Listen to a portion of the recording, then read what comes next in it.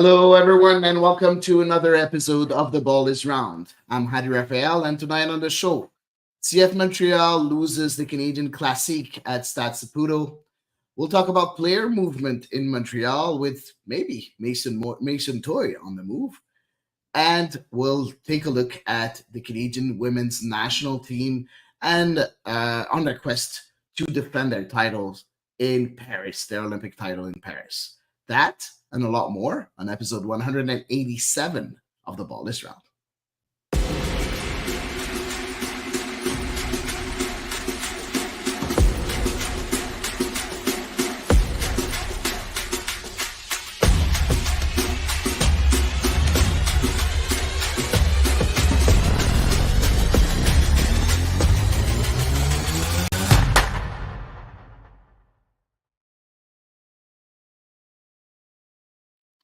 So welcome for another show, another packed show. And tonight, of course, I'm joined by my two usual friends, Eve Powell and Elias Gugariadis. Hey, Eve. Hey, Elias. How are you guys? Doing well. How are you? I'm great. And you know what? We are honored today to be joined by someone that has been very active on social media, and that's Andy. Andy, welcome to The Ball is Round. Thank you, guys. Thank you for having me here. As I told you guys before, I'm honored to be here. Pretty sure you're going to bring your own view and point of view on a lot of things, and we can't wait to hear you and to spend that time with you. I think it's going to be awesome. Guys, what's going on right now? European soccer is not really there. The Euros are done. Copa America is done. There's only CF Montreal, MLS, and a bit of the women's national team. So all eyes on everyone that follows soccer in North America are on CF Montreal. And this is what they do. They lose at home against Toronto, a 1-0 loss. Before we even go and discuss the game and analyze the game and everything, let's talk about feelings. Eve, what are your feelings after that loss? I'm gonna be honest. Obviously, I've lived so many iterations now of this rivalry, and I'm gonna maybe just throw some air quotes around rivalry. I've lived so many, but it's been super rare that I have finished a match with as little feeling as I did last night's. Okay. So apathy is how I'm gonna approach this. Wow. Okay. That's a bit. But why would you say there's a apathy? Is it because it was just so low energy? I found there weren't the scuffles. There wasn't the heated debate. There wasn't the ferocity that we've been accustomed to. And technically, I think really the past several years we have said that's been waning in kind of the more recent editions of Montreal versus Toronto, wherever it took place. But I think even last night was a more low energy version than what we've seen the last maybe 2-3 years between these two teams. Okay, Andy, you know a lot about soccer. Of course, you follow North American soccer, but also I'm pretty sure soccer elsewhere. Do you think that a rivalry can die at one point? Can just go away? Can just be non-existent at one point after a few years where the two teams are not battling for titles or whatever? Is it possible? I think it could die, but not maybe for the players, the organization, but not for the fans. Because Agreed. One of the things that I saw yesterday, because when Hady's asking Eve about what are you feeling? To me, yesterday it was phases of feelings. It wasn't one feeling the whole game, right? It was I started with hope. I saw the rainbows of the stadium, right? The rainbows with the rain and everything. I was hopeful this might be our good luck. And as the game went on, I was like, okay, I'm not seeing what Eve is saying, that aggressiveness, that's wanting to hey, you're in Montreal, we're about to show you up, right? But then at the end, and I said this in my Twitter, and at the end, when the usual. At home, they do, whether they win or they lose, they do their walk around the stadium. Toronto players were celebrating that that win as if it was a Canadian championship. Mm-hmm. I'm sorry, they were winning it like they just won. They were celebrating with their fans on the sideline as if they had won the championship. That's just my opinion, right? And the CF Montreal players just walked right by them. And the only player that actually went up to the players and said anything was Raheem Edwards. You know, and that to me, Hady, I know I kind of went off a little bit on your question there, but it was one of those things that I was like, if the rivalry was still there with the team, if the feeling of rivalry was still the players from Montreal, because Raheem Edwards is from Toronto, the players from Montreal would do more. You know, like, that's it, you're done. You said hi, right? Anyways, all I was thinking was, you know, in South America and any other country where a rivalry is fierce, that's unacceptable. It's just unacceptable. So, anyways, I think it can, to answer your question, I think it can die for for maybe it's the organizations or whatnot, but not for the fans. I don't think the fans could ever forget. So, that's my opinion. Long take there. Elias, just before I ask you a question, of course, so we have SXM saying, "Hey all, hey Tate, you have that's telling you congrats, Andy. Great to see you on the podcast." And I want to hear you, Elias, talk about what Patrick just sent us.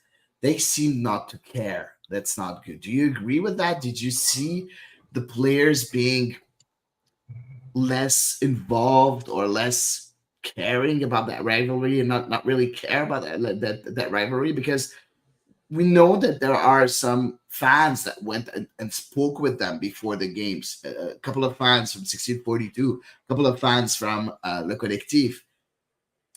It didn't do its trick, right?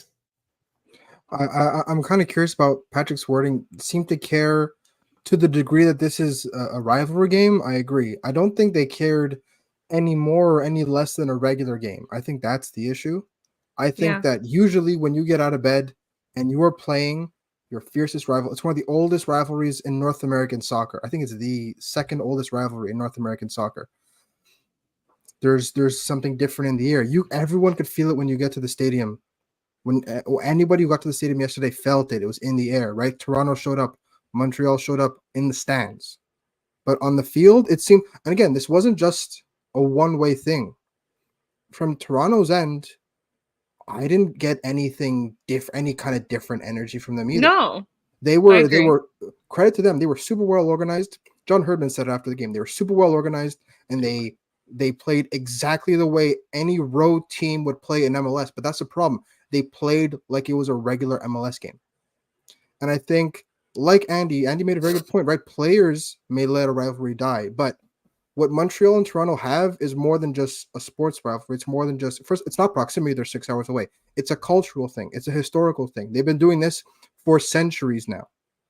All right, this is for interesting. There's 101 different reasons that Montreal and Toronto have a rivalry beyond soccer, beyond hockey, beyond any other sport. So, and he's right, from a fan perspective, this will never die. But if the players don't play like this is a rivalry, then the fans will replicate that energy during the games. So Montreal fans will still hate watch Toronto games. Toronto fans will still hate watch Montreal games. Every time there's a bad result, celebrate. It's almost as if you win.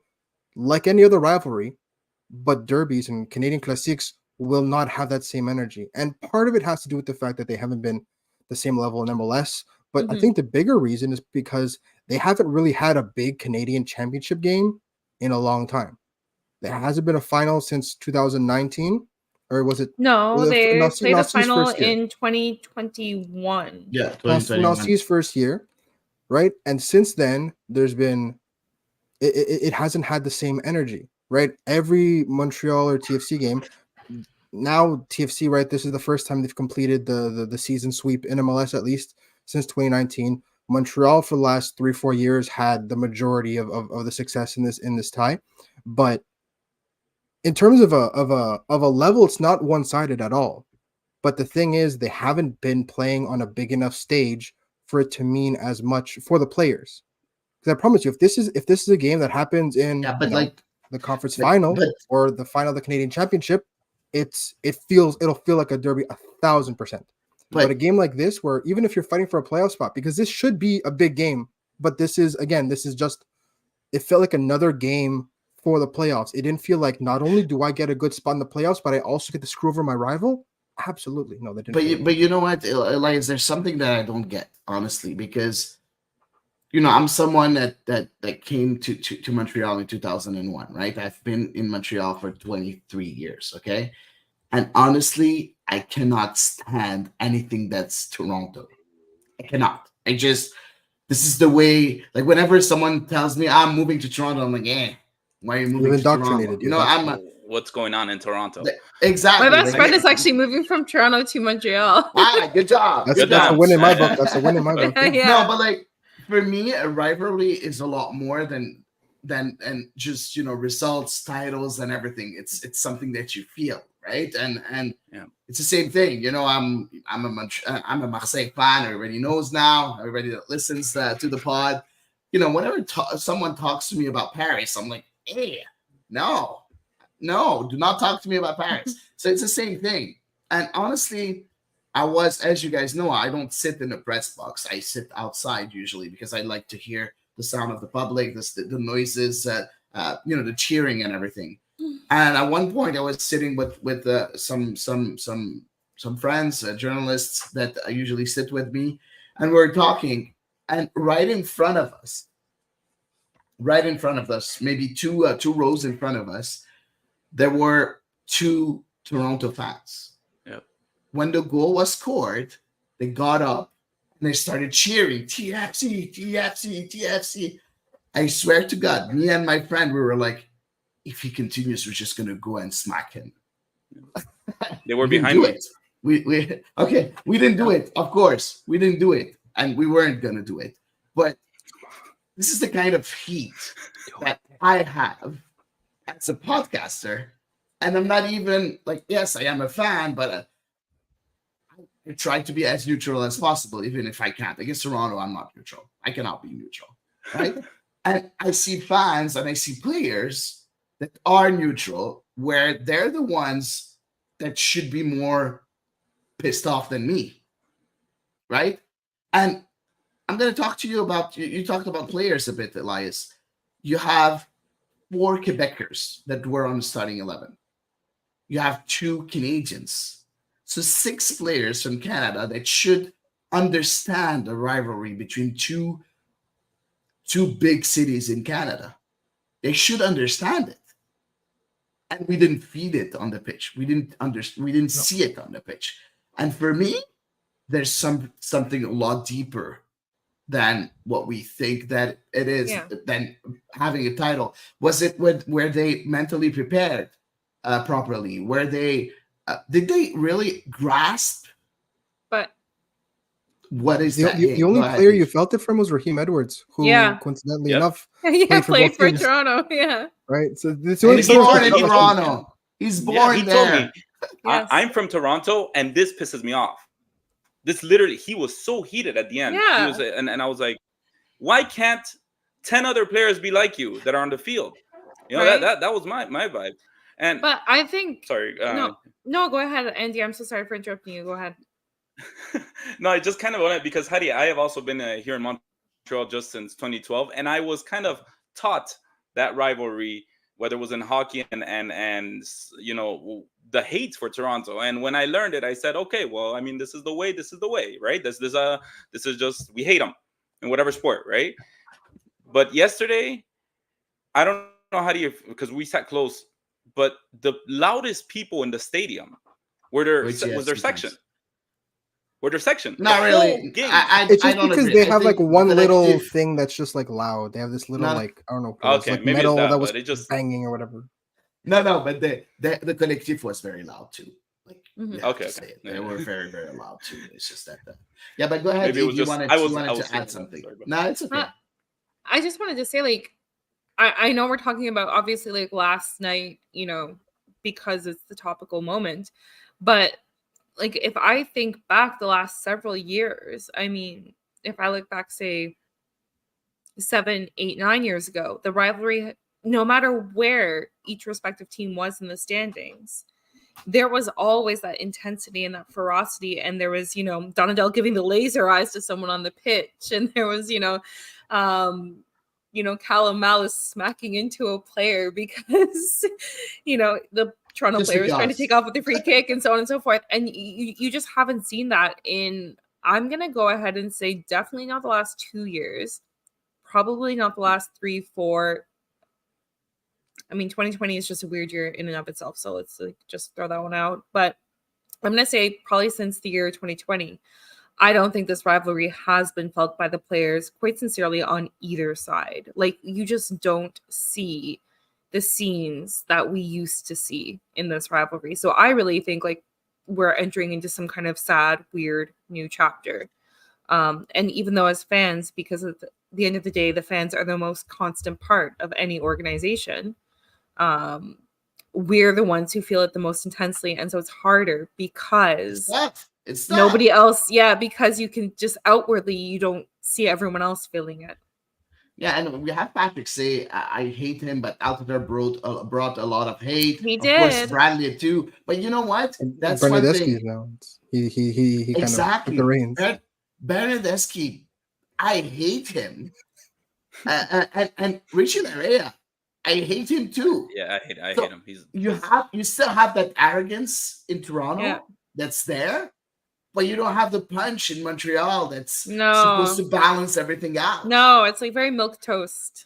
Yeah. But I mean, I think this has something to do, and I'm going because Hady, you mentioned earlier that it might be something deeper, right? And we're all very well aware that the CF Montreal project, the values or the goals of the club is to develop a player to sell them elsewhere, right? They're like a stepping stone to a bigger club. So has it become, since we started doing this project, more of an individual thing at the field? Everybody's kind of watching out for themselves instead of say the team and what this means, what this victory means, instead of hey, I had a 10.0 in SOFA score and I did okay. We lost 3-0, but I'm good. And my this club is watching me now, right? So is that kind of the reason why now it no longer is about the team? It's more what am I doing to get myself out of here to the next step kind of deal? I don't know. Yeah, that's a very nice topic. I think maybe we should have more veteran presence of players that are here to make the club look better than just thinking about the next step in their career. And that I completely agree. And usually the veterans that are here are the Joel Watermans, are the Samuel Pietz, are those players should be the ones that are here to stay. They're not looking at the next step. They're just here to stay. And I think that we're missing a Victor Wanyama that's really happy, or, someone that's going to take the lead and say, you know what, I did what I had to do in Europe. Now I'm here. I want to make that club look better. And of course, I'm going to help my teammates get to the other step if they want to. But yeah, that veteran presence maybe is missing. I completely agree with that.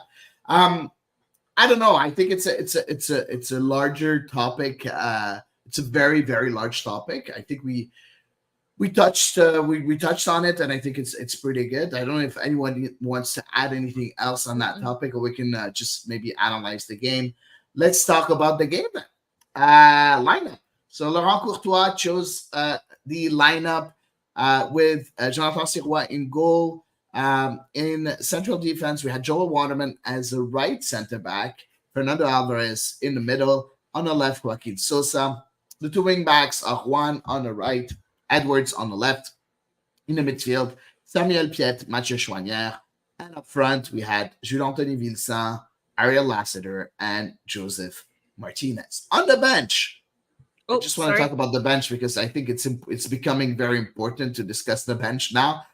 Sebastian Breza, Victor Wanyama, Elias Ilgadis, Mahala Opoku, Matthias Kokaro, Bryce Duke, Sunus Ibrahim, Nathan Saliba, and Gabriele Corbo. So when you look at that starting 11, Andy, what did you think of it? We watched the game together on Wednesday. We watched the first half before there was the rain delay and everybody went home. And I think we were all in agreement of what was missing in that game. And then we see that second game and we see the same kind of decisions. that are being taken. Were you happy to see that starting 11, or do you think that there was something missing? When I saw that starting 11, I was saying, why is Ariel Lassiter still there? Like, I don't get it. But I mean, it just seems like Laurent Courtois will stick to his lineup based on chemistry, not for the most part, based on what I've seen. Yes, there are certain players that evidently don't perform, and they're obviously benched the next game. But I was honestly surprised that we're still sticking to Lassiter, because to me he's been on a downward slope. One of the things too is that I understand that Samuel Piet and Mathieu Chouanière have played a long time together this season. They have, and there is definitely chemistry there.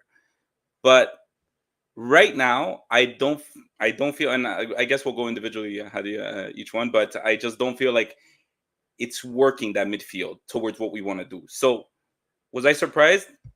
Yes, that is still that we continue, even though in the game on Wednesday it wasn't wow either. But yeah, that's my reaction to the lineup. Okay, Yves, Lassiter again, Jules Anthony Vilsa front, where you have some pretty capable forwards on the bench. Is that the question mark that you had also at the beginning of the game? It was one of them for sure. I mean, it's been a long time since I think like we've had a lot to say about a positive that Ariel Lassiter has contributed. That being said as well, we talked about it a fair bit kind of as Copa America was winding up for Canada, about how Nathan Saliba had really come in and started to own his place in the midfield. And I found it kind of interesting last night because, the match on Wednesday in New York, it was a road match, so you can kind of like take it with a little bit of a grain of salt, right? But like last night was a home match where Montreal should be the team on the front foot, and you should be able to see Montreal's tactics at the forefront. And I really felt the difference in midfield without Nathan Saliba in it last night was so stark. Now that we had kind of had about a month of Nathan Saliba in the midfield compared to Mathieu Chouanière and Samuel Piet, who we'd been so accustomed to who had returned obviously as of last night. So I think for me, that was probably like, I wasn't surprised to see Laurent Courtois go as he did. I think I was surprised by the difference that I felt. Okay. Interesting. I want to hear you more on that a bit later. Elias, you always wanted to have a different central defender in the middle of that back three than Joel Waterman. I think this was the combo he asked for last week, if I'm not mistaken. Exactly.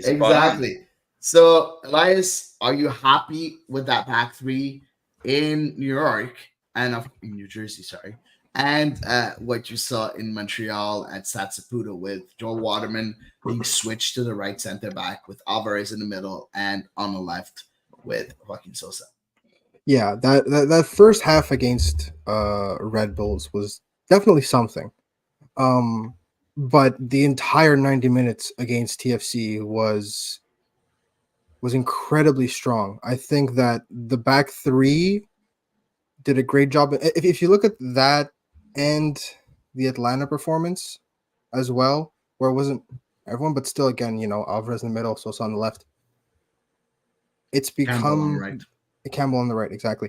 But I was talking about, two of the three were still there. If you look at the last two home performances, it looks like Alvarez has not only made that position his, but he's already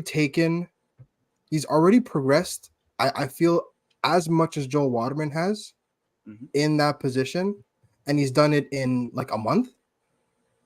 And I think that when you look at that and you factor in the fact that he is still, what we talked about last week, he's 20 or 21, and the fact that Joe Waterman can now go back to his favored right center back slot, and you have the three of them, which it does feel like everyone is playing in their preferred position.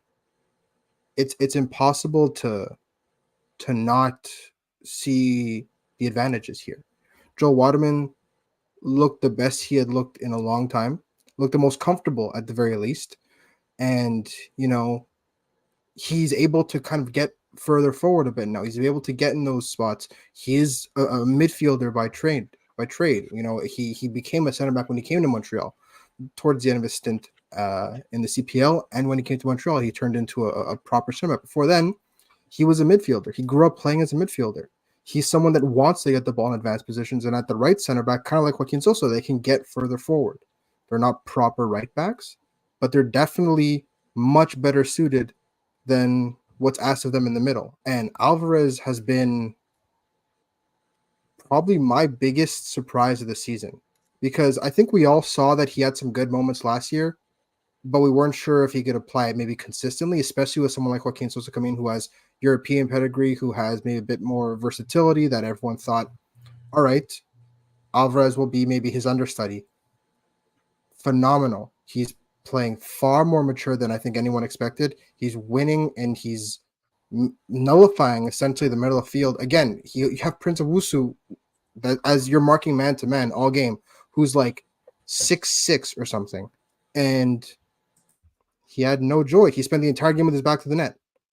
So again, I think that those three are excellent. The wing backs yesterday, however, I think you're going too far. You're going too fast, my friend. Getting ahead of myself. But from those middle I want to three, talk about Elias the is just gonna defense take the first. whole thing by himself. Exactly. Elias is I'm going to just gonna talk sit about back, everybody. enjoy my drink. Thanks.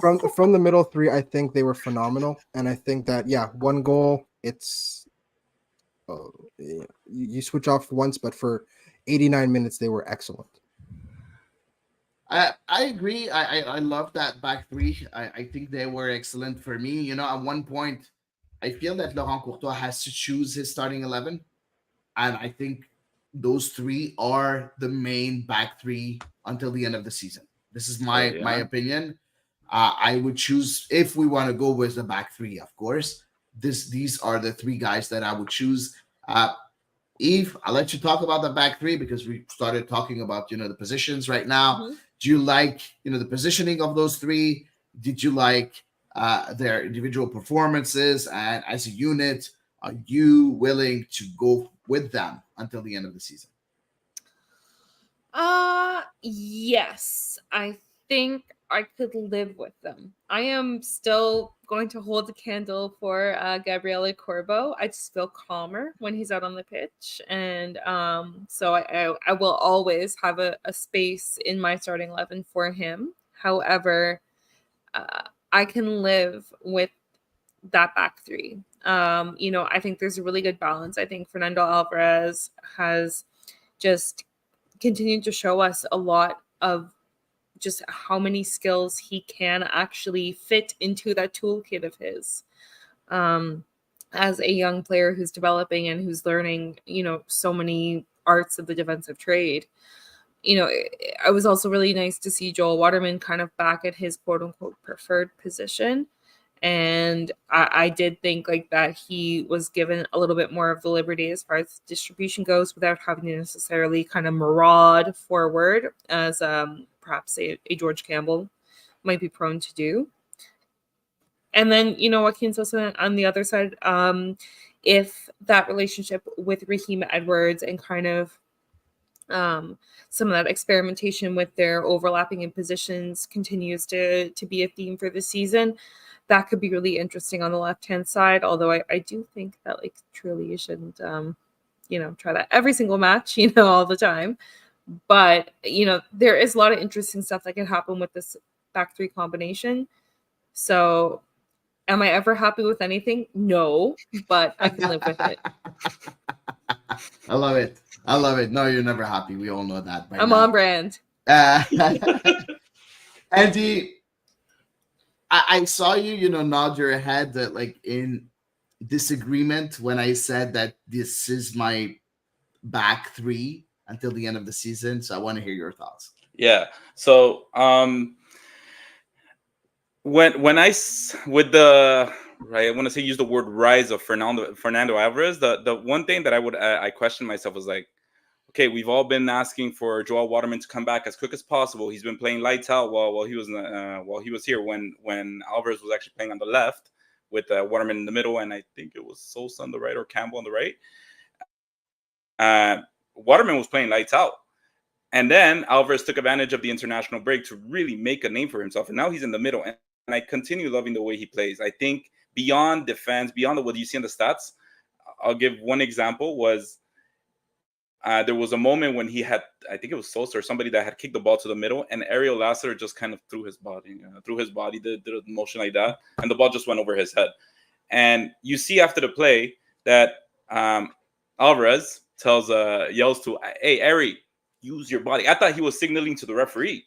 Nice. I thought he was talking about the referee, but he's actually telling Ariel to like, hey, like use your body. So his communication, the ability, he's 20 years old, and Ariel is what, 27, 28? He's older, like that. And that's something that shows the leadership that he now there's been rumors that he might go to Mexico. Nothing set in stone yet. But as far as Joel, like George Campbell, especially I was looking back at the Atlanta game where he was on the right, and it was Alvarez, Campbell, and Sosa on that. And George Campbell had a very, very good game in that game. And I guess he knew that maybe his time was coming, that he was about to be benched for a bit, that he actually wasn't, he played really, really well. Now, when I see Joel Waterman in the past two games on Wednesday and yesterday, I'm thinking, what does he bring? Like, is it going to get better?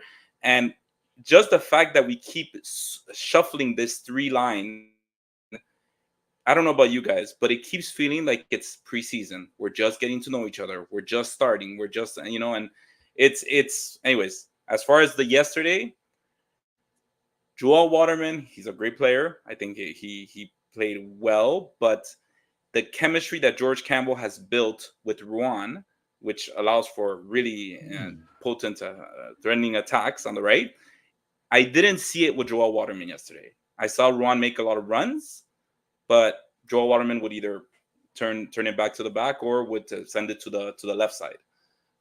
So I don't know. That's interesting. And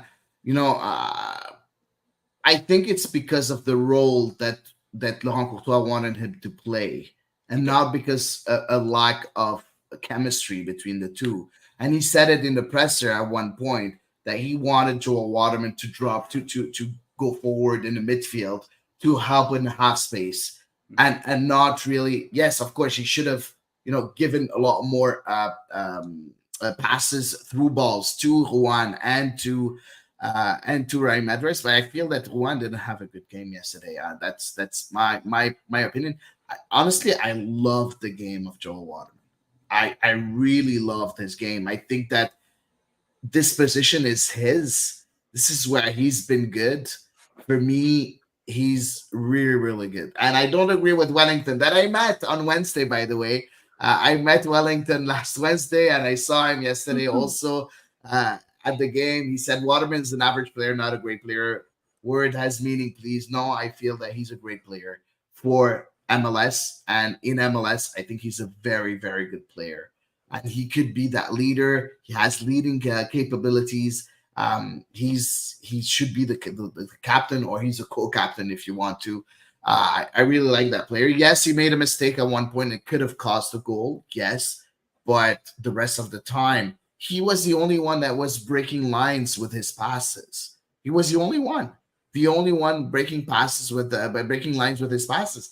No, not even one defender was able to do that. We saw it once from Joaquin Sosa at the beginning of the game to Josep Martinez, and we'll talk about Martinez a bit later.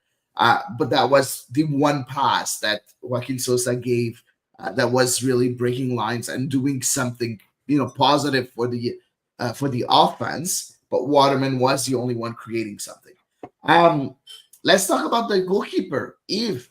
Jonathan Sirois didn't have much to do. No. The couple of saves that he did were right on him, right? Yeah, exactly. I kind of looked at it. I thought that maybe he leaned a little bit more into kind of throwing the ball rather than distributing with his feet, which tends to work better for him.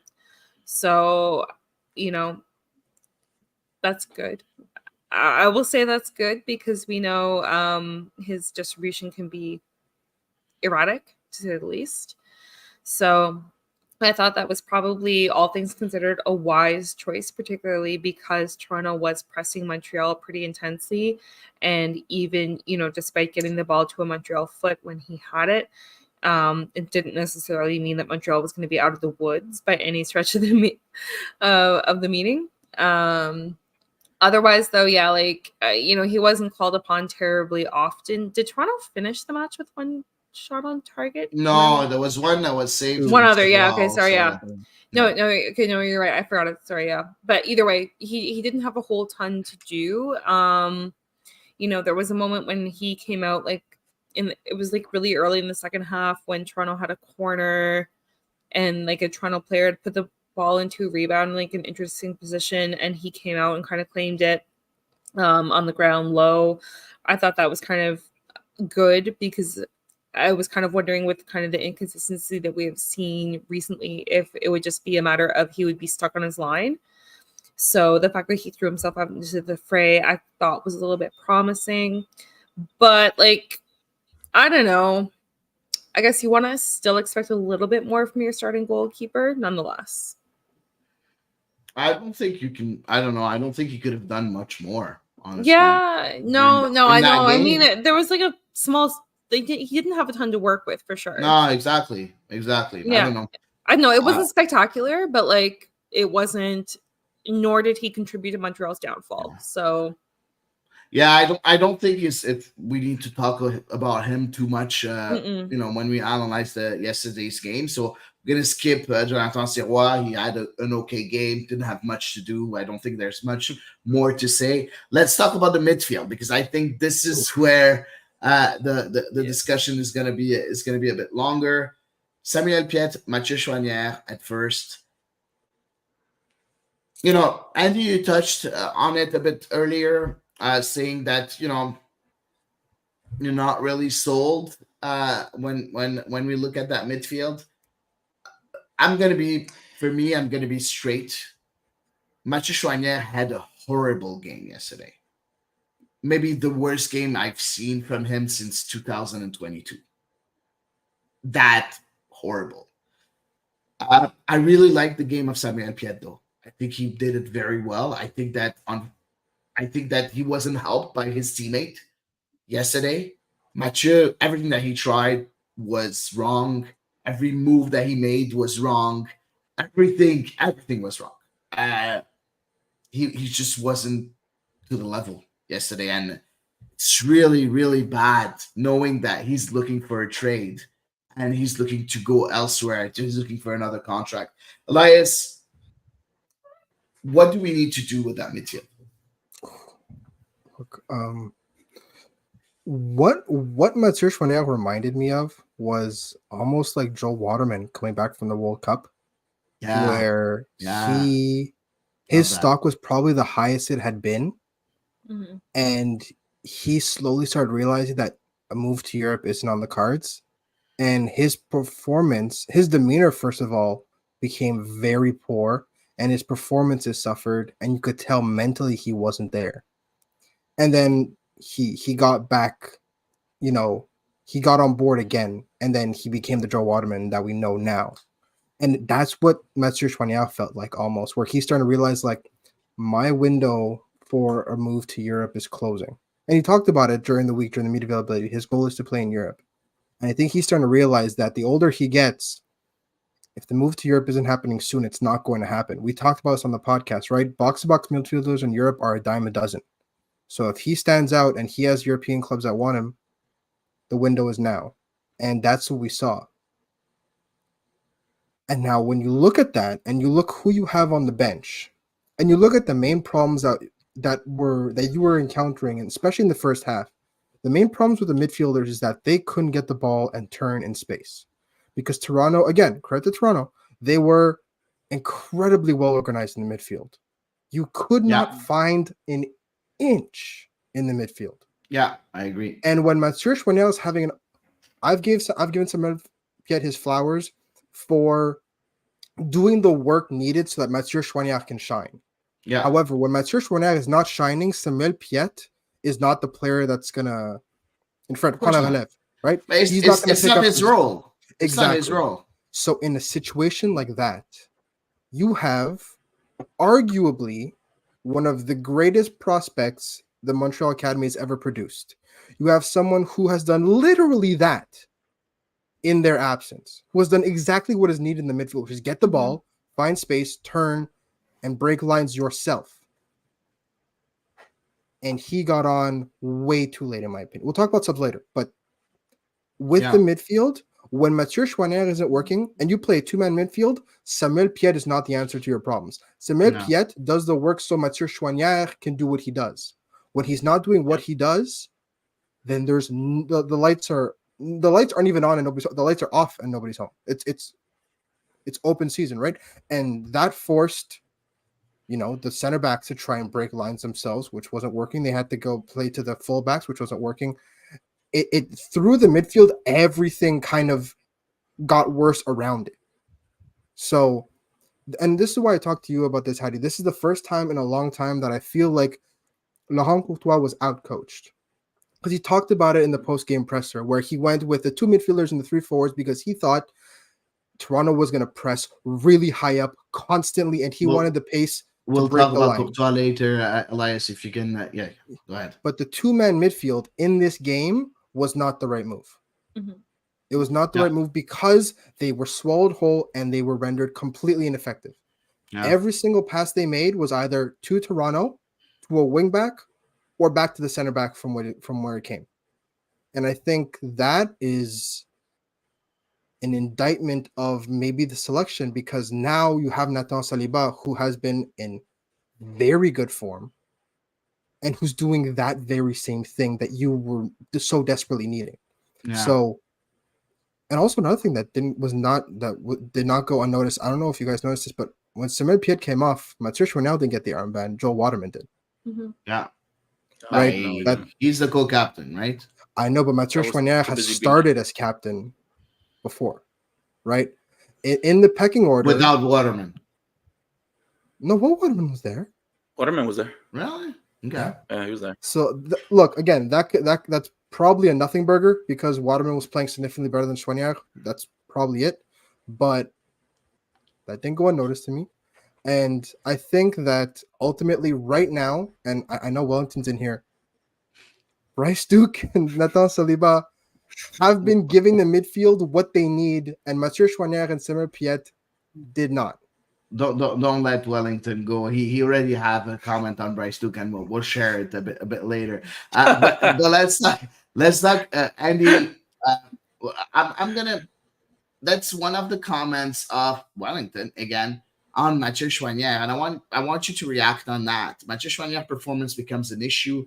If he does not want to stay here, let's get rid of him. The performance he has displayed during the past two games is not up to the standard of a player eager to play in Europe. Andy, let's go. All right, so I'm going to talk for a little bit. Eve, you can have your drink. You can lay back. I'm going to talk for a little bit. I'm going to go on a rant. So excellent, thank you. Like, should I go play Fortune Good Mother? Is that what you're saying? No, look, for me, like I was mentioning earlier, guys. To me, it's not just this game. It started at the beginning of the season where I saw Mathieu Chouanière struggle in this scheme. He said at the beginning of the season, the preseason, I believe he said in one of the interviews, he says, I'm a midfielder. I am not a wing back. I am a midfielder. Fantastic. He's defined his position. Now Laurent Courtois has someone to work with. So you saw the first few games, he was struggling. He was, I would always, point out his possessions lost because I saw he was having a lot of trouble in the midfield. So I kept saying, I don't know if Mathieu Chouanière is playing the right position. I don't know if he's in the right place. I don't know what it is, but it's just not working with him. I think he's a fantastic player, but I don't think it's at midfield. I think he's a better wing back. Maybe he doesn't like playing it there. And I'm basing myself on the success of last year because he had massive success last year. He did. In a very terrible season, he had a very good season, and he played very well. But I thought as a midfielder. He had a lot. Last year, he was the midfielder the whole year. Okay. Well, anyways, I thought. Okay. Well, anyways, it's a year before that he was a wingback in 2022 under Nancy. Yeah, exactly. Okay. Then I'm confused. But anyways, he had a very successful season, but I wasn't seeing it in this scheme. I just wasn't seeing it, and I'm thinking, okay, was he playing the wrong position? Is he where supposed to be? I don't know what it is. Then the whole contract situation came up, and I was like, okay, here goes. Now we're gonna see the best version of Chouanière because, guys, in sports in general, whenever anybody's up for a contract, and they want to get renewed, they want to get signed somewhere, their level of play goes up another level, right? They want money, right? But there's two ways to react. You either play better, you either play better, or you throw a tantrum and don't do well. But the latter doesn't really give you many chances because that's a character thing, right? So with him in this last game, I think as Elias mentioned, it was one of the things where like, or how do you mention that the complementary play with Samuel Piette? Samuel Piette has been one of the more consistent players this season. He does his job. He's not gonna be our star. He's not. He's just he will have maybe some games where he does excellent defensive stops. And he did it yesterday. He put his heart out there. He really got again defended well. But what did Mathieu Choinière do? What did he do? I mean, they at the towards the end of the game they put him as a right wing back, right? If I'm correct, he replaced Ruan, and that's where when I was looking at the stats, at all. but he actually he was the only one doing decent crosses, which were giving shots as a wing back. He was doing good, but beyond that, he had some turnovers that I saw late in the game, and that's what really blew my mind. And guys, for the first time, I've been going to the stadium since last year. It was the first time that I started hearing fans complaining about him, where they were like, "So when is it that we stop giving Mathieu Choinière a pass on his performances because he's a homegrown, right? When is it that it becomes like he's a player that needs to play well?" So if you are looking for a new contract, you have Nathan Saliba that's literally breathing down your neck because he's talented and he is definitely not going to be here for long. Shouldn't you be playing at a different level than what you did yesterday, especially since you're from here and you know what this rivalry means? What I saw yesterday was just a kid that was tired. And honestly, like you guys said, we'll talk about Laurent Courtois later, but the way that the Toronto midfield, it simply looked like the Montreal player, whichever was, would get the ball, and there were like 7 Toronto players on top of him, and they were just like, I don't know where to go, right? So it was just really, really well played, and our midfield was distraught. And I think I went on a little bit of rant, but that's where I'm at with Mathieu Choinière. I'm like, either is it going to be the end of the world if we bench him? Is it going to be maybe change in position? I don't know. But if he doesn't deserve to play, he should be benched. Exactly. But with the whole contract thing, with the whole situation that everybody knows that is going on, that's irrelevant. That's irrelevant. What happens on the pitch happens on the pitch. Like, we don't really care what's going on, in the office, if he needs a contract or not. Yves, let's talk about just a bit your take on Samuel Piette, because I see a lot of people again criticizing Samuel Piette. Honestly, I don't understand that Piette hate. I just don't. I've seen it on all social media. We see Wellington here saying he didn't play a single minute. He looked exhausted. I didn't feel he was exhausted. There's a lot of hate on that player, and I don't get it, because he does the job. He's a number 6. He recovers the ball. He recovers it well, and he does his job. I think what we saw from him last night, and I don't know how much that is to do with kind of the partnership not panning out last night, but I think it was a little bit more limited than what we had seen from Samuel Piette, because, I feel like I just need like a recording and just play the recording. But we initially saw it under Thierry Henry, and then it further expanded under Wilfried Nancy, kind of with a little bit more expansiveness in his play, even though he is a number 6. And last night, especially with Mathieu Choinière struggling, so next to him, it felt as though he had to kind of, I'm going to just base this on my own perception, but I felt like he had to kind of reduce his role to kind of damage control, if you will, and just, okay, I'm going to just make sure things aren't put too far out of line, a little bit more so than trying to take those additional risks that we have seen from Samuel Piette kind of since, say, 2020, 2021 onwards.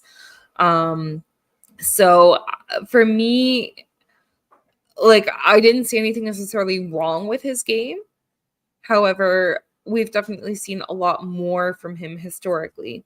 There were moments where I thought he kind of engaged in some interesting gamesmanship, like when he had been fouled, which I kind of hoped was a hint of some character to come in the rivalry, but that wasn't to be, unfortunately. But I kind of talked like I'm not gonna like remember this match of Samuel Tietz No, ever. no, but he was like He was fine. clean. I mean, there are very few memorable his job. Samuel Piet matches. To be fair. Exactly. It's not his job to be remembered.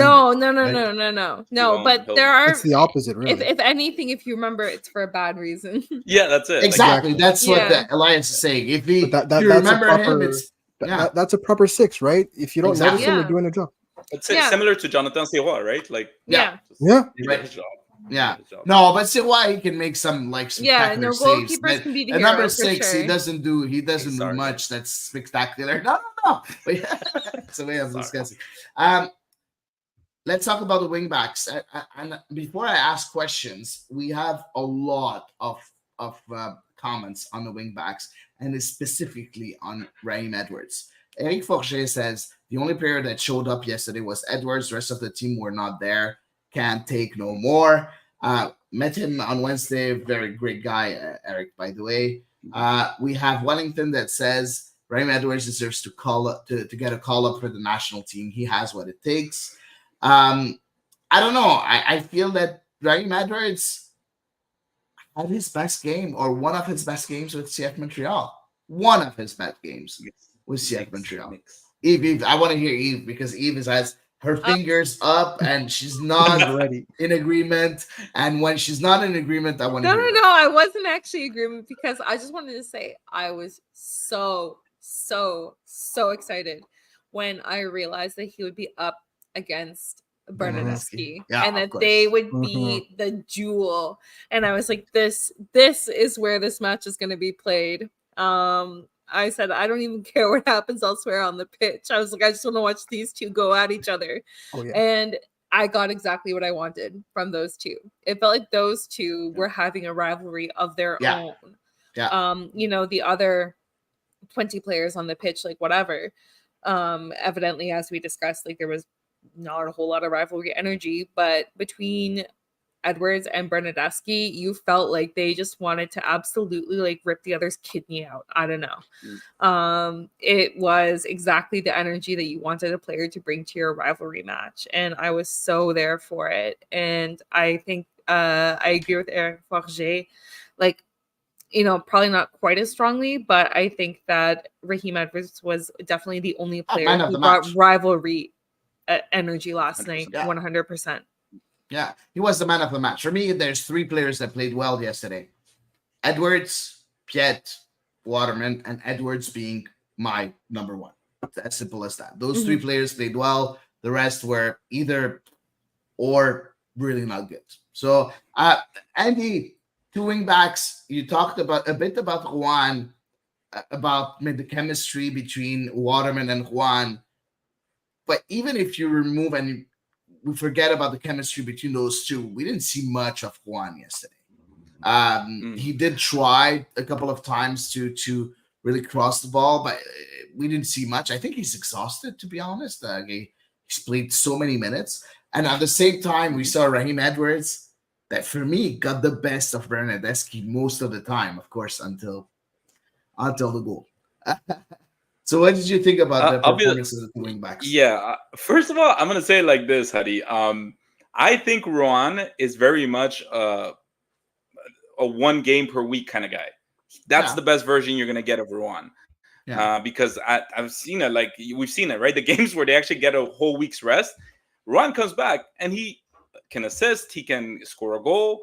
But the moment you put him on a midweek, this is why it's so like the new guy that got signed. I don't know what his name is. Bugai. So the new guy that we signed, is very important that we get him, because Rohan needs a replacement. He does, because he just, the amount of running that he does up and down the field for 90 minutes. No matter what good shape you're just gonna get tired of doing it for twice in 1 week, or three times in like 7 days. I do think that Richie Larea did have his number. He did cover him really, really well. He was similar to Raheem Edwards on the other side with Bernadeschi. But going with what Eve was saying, I think that rivalry, or that fire that we were looking in the team, only existed on 1 side and 2 players, which was Raheem Edwards And like I said, I spoke to him after the game and I told him what I thought of what was happening after the game, and he seemed livid. And I told him, look, man, you did your job, great job at covering Bernardeschi. And he's like, he just looked down, he's like, yeah, but it's so hard, man, and he was like, it's so hard because you can just imagine that guy is so good, he played in he's probably played in the national team. I haven't followed his career, but he's a very, very good player. And I just loved that there was a moment when I forgot what minute, but there was when Samuel Piet collided with the forward 99, and they were there for like 5 minutes, and the whole team was on the other side doing their own thing. Raheem Edwards was right next to Bernardeschi. I'm not gonna leave you. I'm right here. I'm gonna be standing right here. It's the same. This is Raheem Edwards' strength, and at the same time his weakness. The fact that when he takes a lot of the things of the game personal. You can tell. So sometimes he'll be over aggressive and cost red cards, yellow cards, unnecessary fouls that have cost goals and have cost mistakes of the team.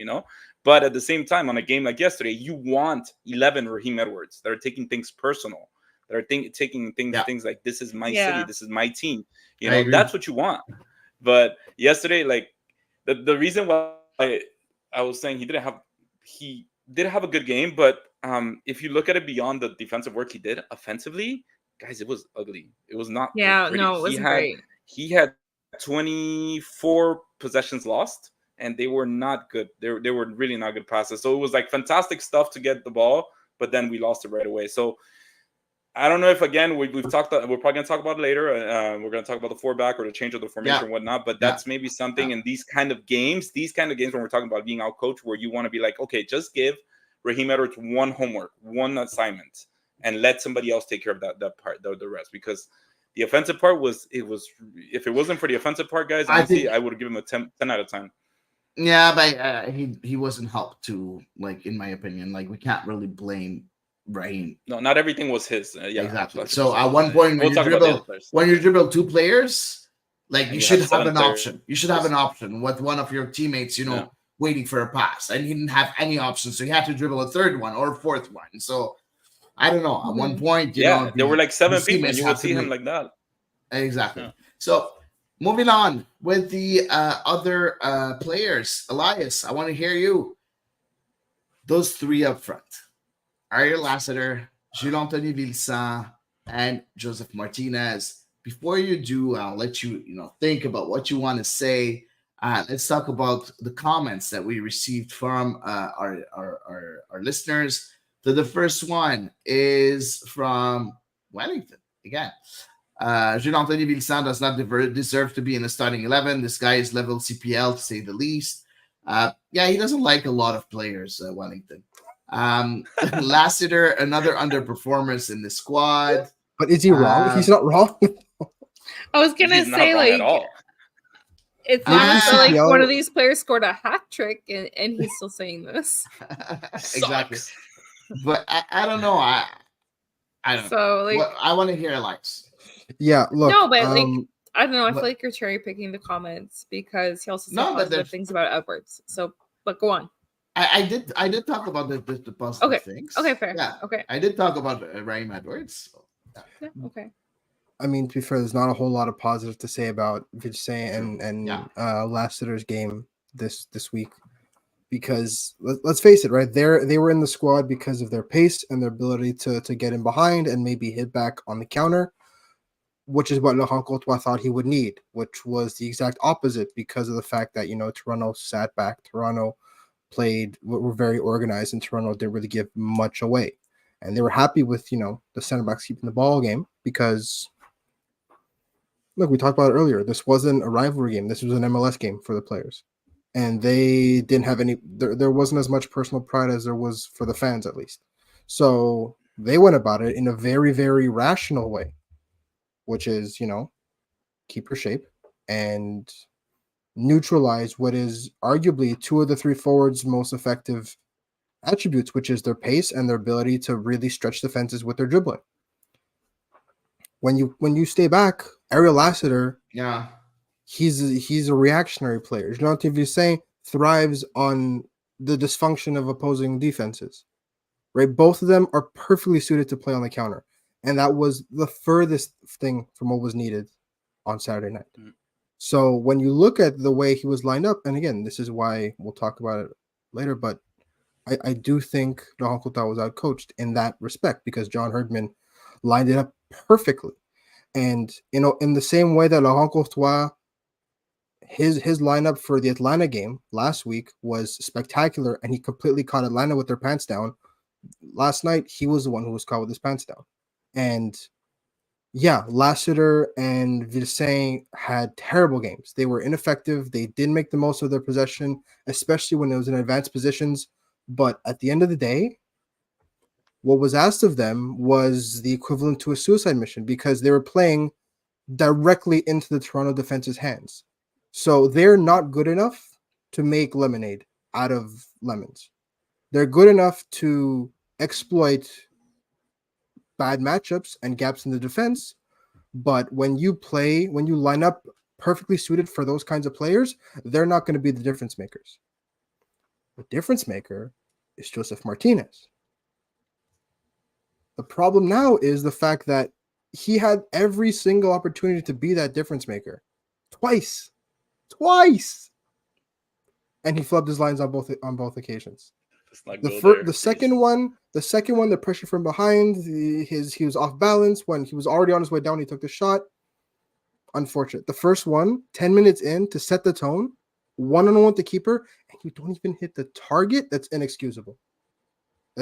From someone who came into the club saying he wanted to put him rise the rankings of the all-time MLS goal scorers. He is doing that, but that's not how you do it. Yeah. Because that goes in completely different game. Montreal is in the driver's seat psychologically. The fans are euphoric. The Toronto fans are significantly quieter, and Toronto getting back into this game is a much more of an uphill battle than Montreal just having the lion's share of possession. So I think that all three of them had their problems, but honestly, of the three, I am most disappointed in Joseph Martinez.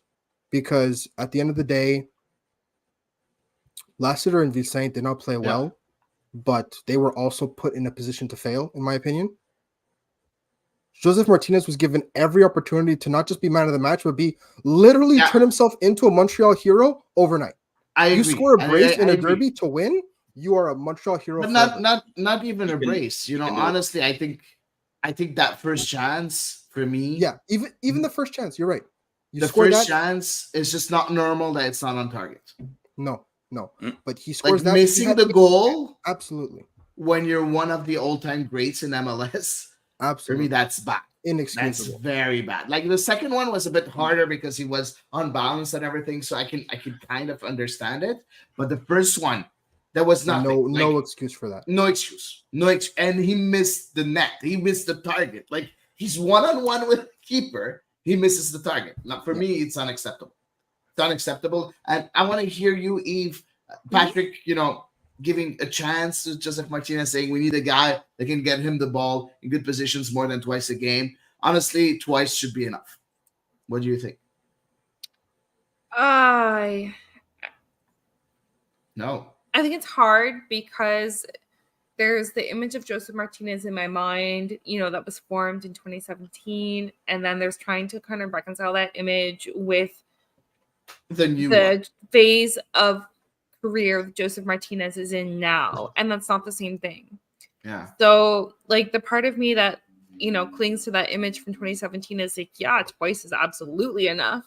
But then there's the part of me that says, okay, wait a minute, it's actually 2024 and, things have happened and, he's not the same player that he was, unfortunately. He's still a phenomenal striker. I mean, there are players for Montreal who would have fluffed many of the chances he scored this year. He scored 2 goals earlier the week, but you're like, well, he had 2 chances. God damn it. So I don't feel like that's very, I don't feel that's right. I think that's too harsh. I really do. I don't know, man. I'm sorry. I don't think it's harsh. You're one-on-one against the keeper.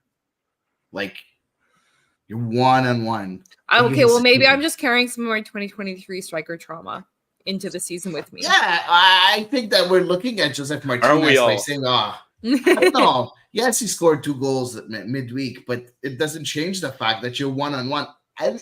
The only thing that I would expect is for you to put it on target. You know, if it was a save from the keeper, okay, but not even. It's like he missed the goal by a lot. It wasn't like an inch, like it was a lot. Yeah. Am I being too harsh on Joseph Martinez? I mean, honestly, I would be even harsher because I think a striker of his caliber, I haven't seen him play in Atlanta and I didn't follow him in Miami, but I know based on stats, based on the history, that he's a hell of a striker. So, in the as far as willingness and wanting, you guys say he's uncomfortable on that second shot. The way I saw it from my angle, maybe he was. I'm not on the field and I haven't played the striker position, but you find a way as a striker. If you want to play in higher leagues, if you want to earn more money, you figure it out. You just do. Even if it means you have to throw your butt to make it go in. Like, you do what you got to do. And it's simply, as Hady said, it wasn't even on target. And he seemed to fall easily. And honestly, after that shot, Hady, I don't know, or I don't know who was there yesterday in the stadium, but after the second one, it just felt like the stadium just deflated. Yeah, we're like completely like, right. come on, Mhm. like it's never gonna happen. We're done. We're done. We talked about Vilsa. Anybody has anything to add on Vilsa and Lassiter? Because instead, except that they were very, very, very, very bad. Is there anything else to add? No. Good. Okay. So let's talk about the subs. Yeah. Go ahead, Andy. Go ahead. No, I'll just say one thing, and Hady, I told you this. I believe that Vilsain has the potential to be great in this team, but he needs to hit the gym. I don't know what it is, but the kid seems so fragile while he runs and walks and gets hit, and you never know if he's going to get up. Anyways, I think he got injured yet again yesterday. I saw him pull up when that one shot that he missed. I saw him kind of hobble, and I was like, "Are we done with Vilsain again?" So, but he was hit on Wednesday, so I was surprised to see him start. On Wednesday he was holding his hamstring, right? So, yes. Yeah, so I don't understand why he started, and we'll talk about Laurent Courtois a bit later. Let's talk about the subs, as if we can go quickly because we have a lot to talk about still. So Bryce Duke came in at halftime for Jules-Anthony Vilsan. That was, as Andy said, a bit hurt, but also he pointed to his head, saying maybe his head is hurting or whatever. Well, they did a concussion protocol against Red Bulls because he had hit his head, so maybe that was. That's also it. And then on the 60th minute, and you talked about it a bit, Elias, that it was a bit too late for Nathan Saliba to come in. He went in on the 60th minute for Joaquin Sosa. Then we switched to a back four, and Kwadwo Opoku, so Mahala Opoku came in for Juan.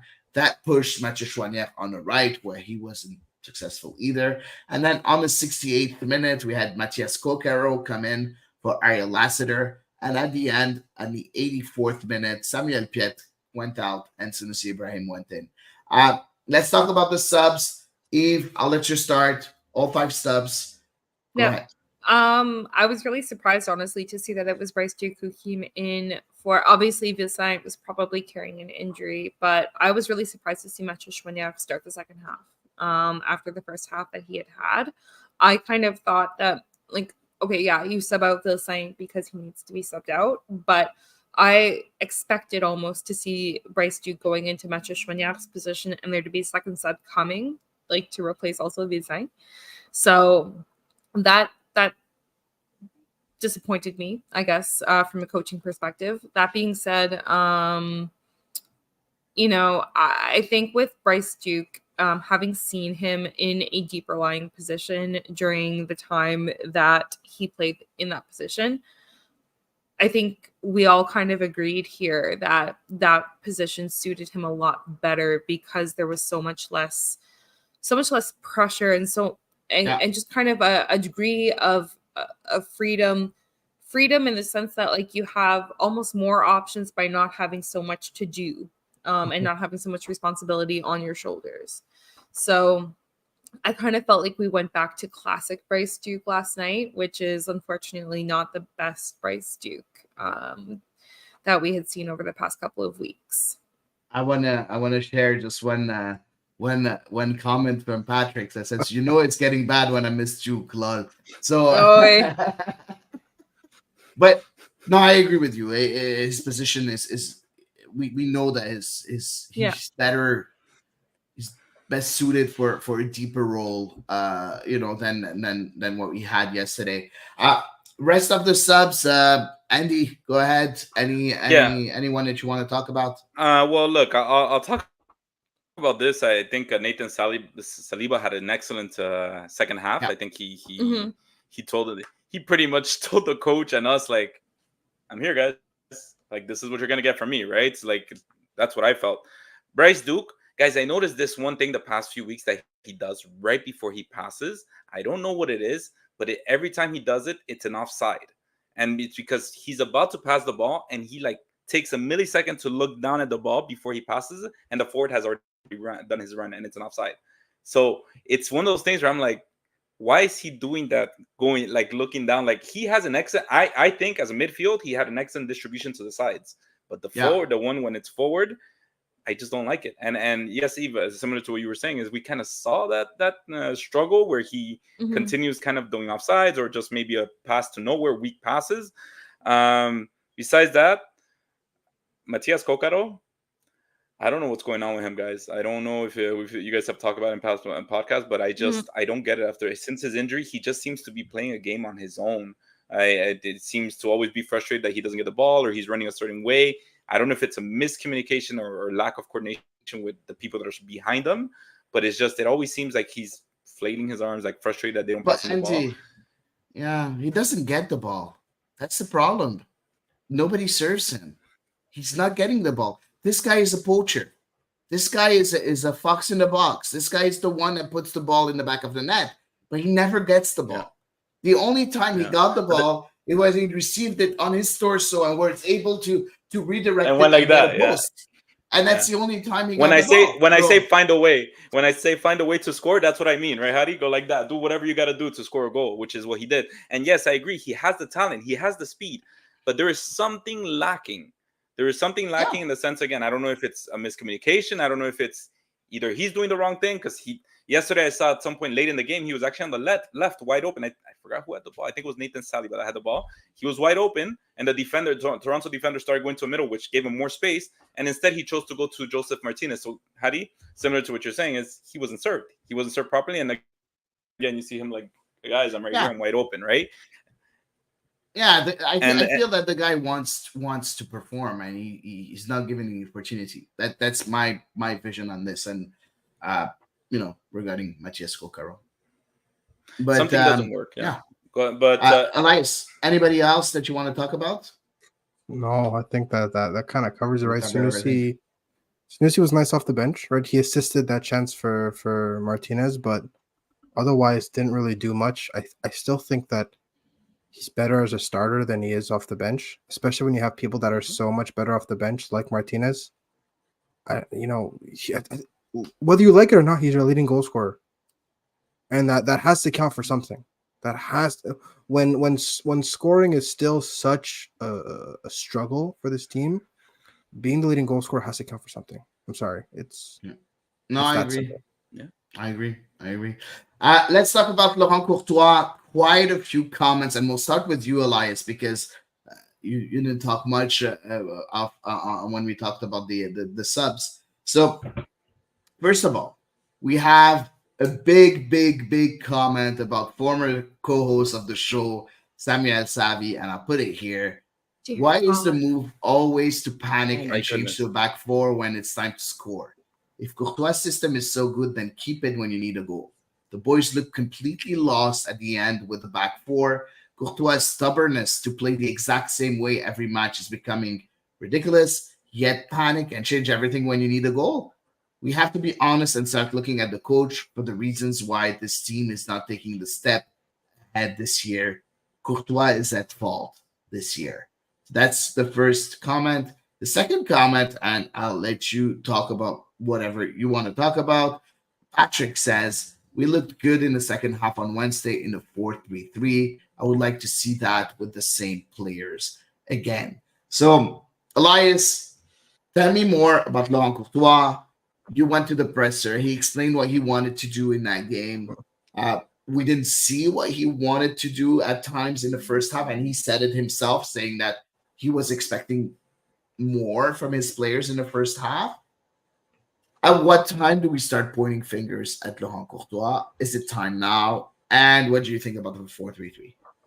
Look, I mean, both those comments, both Patrick and Sam's comments have truth in them. I think I agree with Sam in that, you shouldn't have to desperately switch to a 4-back when you need a goal for stuff to start working, right? Your initial tactics should be, at this point, fine-tuned enough that they can work for you in a pinch.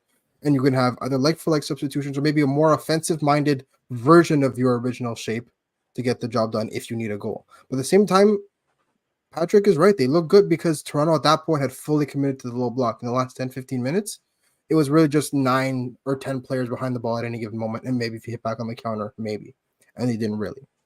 But ultimately, I think that we talked about it before. Laurent Courtois did not bring the right approach to this game. He's brought, there have been times where he started, 2 10s and a striker, and there's other times he starts 2 proper wingers and a striker. Games like this, where I spoke about Visay and Lassiter, they were not the right players for this kind of game.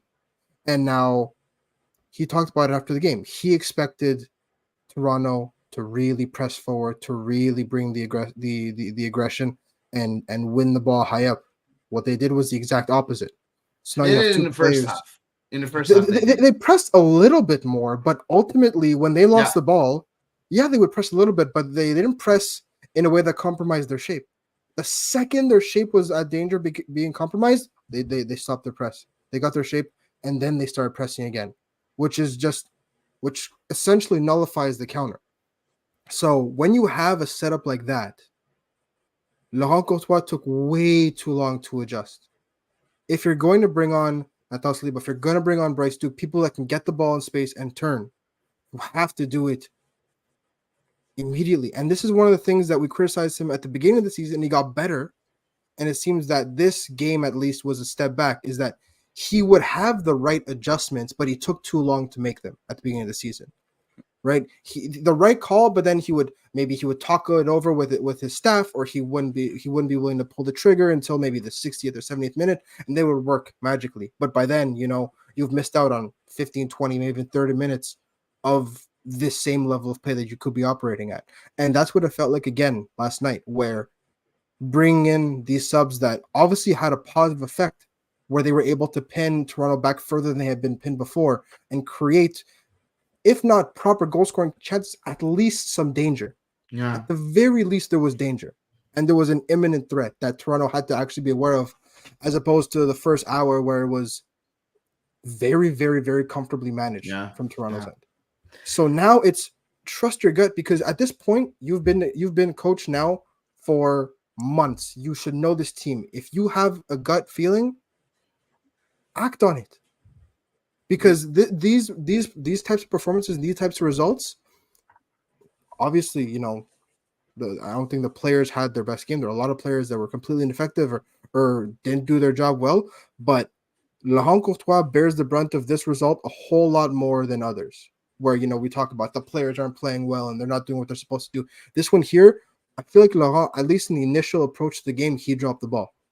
And he was outcoached by John Herdman, which is, again, John Herdman is not a coach that's known for his tactics. So if your tactics have been, we know exactly, right? Canadian soccer fans know a whole lot more than most John Herdman at the tactics level.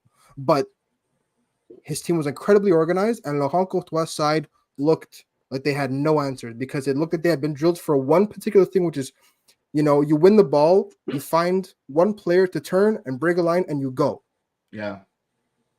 But what happens when you come up against a team that's organized and a team that's not willing to get hit on the counter? All of a sudden, they had a complete mental breakdown. The second that they couldn't break lines, it's almost as if they hit like a redundancy thing, where they're like, okay, we recycle, and then we find the lines and we break them. But they couldn't, so they just recycled and they recycled. And so this is where Laurent Courtois now, his inexperience is shown at the top level. And I think that one last point. As Crew 2 coach, when you could have your way and you could score 60 goals a year, that's one thing. But this is not MLS Next Pro now, and I think he has to kind of understand the position he's in as well. Can we compare Yves Nancy's first year to Laurent Courtois' first year in a way where he's learning, or is it too much? You're looking at Sam Savvy saying overthinking and no flair, outcoached all year because he just does the same thing all year, easy to counter for opposing coaches. Yeah. Do you feel that? Do you see a learning curve? Do you see something? I think there would be less of a learning curve for Nancy compared to for Laurent Courtois, because Nancy had been part of the organization. He had been exposed to, at the time, Olivier Renard, what his vision for what he wanted the club to be.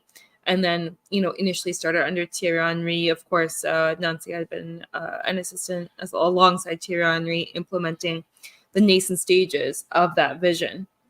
And then, of course, carrying it through to fruition, which eventually succeeded in 2022. So I think 100% Laurent Courtois, as a relative outsider coming in, even if Crew 2 have been given some kind of loose instructions to play, and I know Elias, you brought it up like 75 times that, Crew 2 played the most similar to their MLS counterpart, like out of the MLS 2 to MLS teams, I know, like tactically speaking, theoretically, yes, but there's the adjustment, the cultural change, the upward trajectory from a development team to a proper pro team. Yeah. So there a multitude anyway of reasons, but the gist is I don't think you can compare the two like one alongside the other without all those caveats. Of course, for sure. It's completely two different situations, 100%. Andy, that 4-3-3, Patrick likes it, Sam doesn't. Do you feel this is the way to go, or do you feel we should, I do. Stick with the 3-5-2 or 3-4-3, whatever you want to call it? I think we should we should really, because going to what Elias was saying is, it's a coach's job to get a reaction out of their team through substitutions, through formation changes, through benchings, whatever it is. You gotta. So if the 4-back seems to work, the little we've seen, I mean, that's what might be giving their system a shock when it's completely different. Elias said it really well. Like, okay, we messed it up. Let's try it again. Maybe it'll work again. And then it's just not working. And then I know you guys said it at the beginning of the year, and yes, I noticed it a lot that Laurent Courtois it's almost like he wants to stick to his ways, but at the same time he's like, okay, you know what? I think it's time to try. When it's too late, and you're like, okay, well, it's okay to admit you made a mistake on the 30th minute or the 20th minute. You made a mistake. You completely did it. This player should not be out there. Yes, it might upset some people, but at the end of the day, what do we care about, guys? Do we care about seeing Anthony Belsain play 90 minutes, or do we care about winning the game? That's it. So that's where, to me, it's a little bit like, Laurent Courtois did get out coached, and I think it's a little harsh to say that it's his fault this year. I do, because he was given had the streak of injuries and the international duty that was not really out of his control, but he does have a learning curve. That's what I think about that. Nelsie also had a much better squad, to be fair, than his first year than Courtois. True that. Interesting.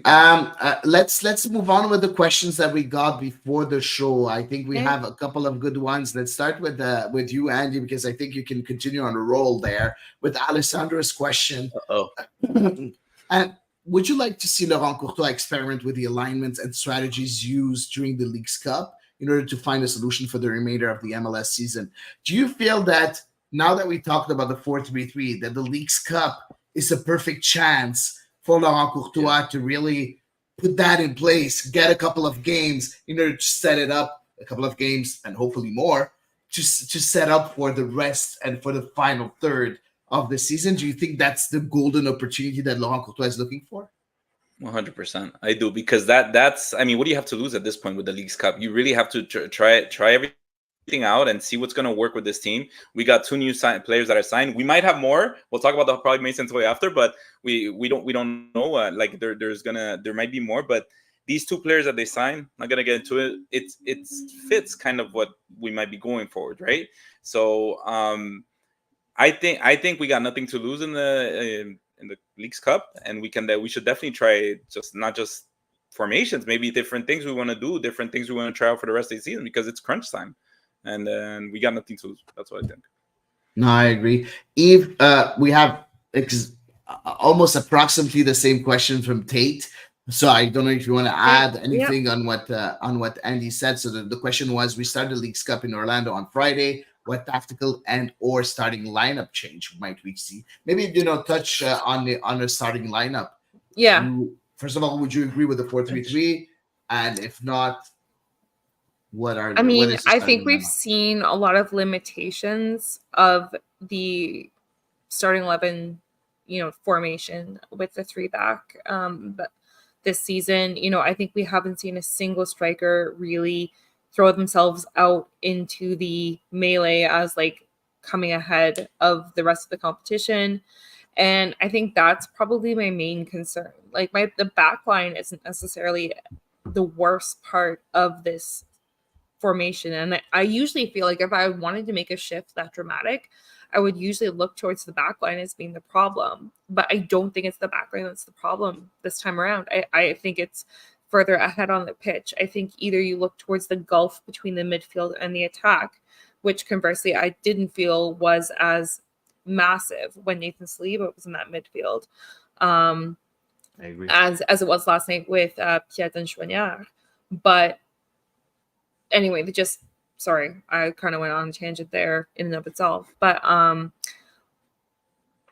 I think you have to address your problems, and I don't see how you can address the problems in attack without adjusting so fundamentally that, you do wind up with a 4-back shift.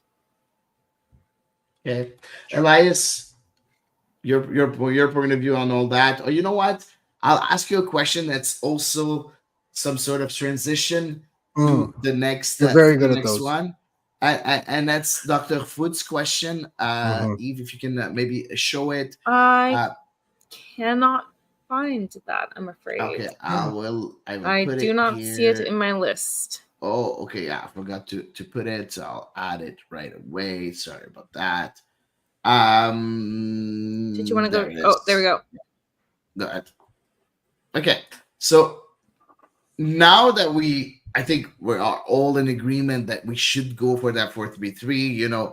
Just try Eve it. said, or at least to try it. We don't have the creative midfielders up front to work with that 3-4-3 or 3-5-2.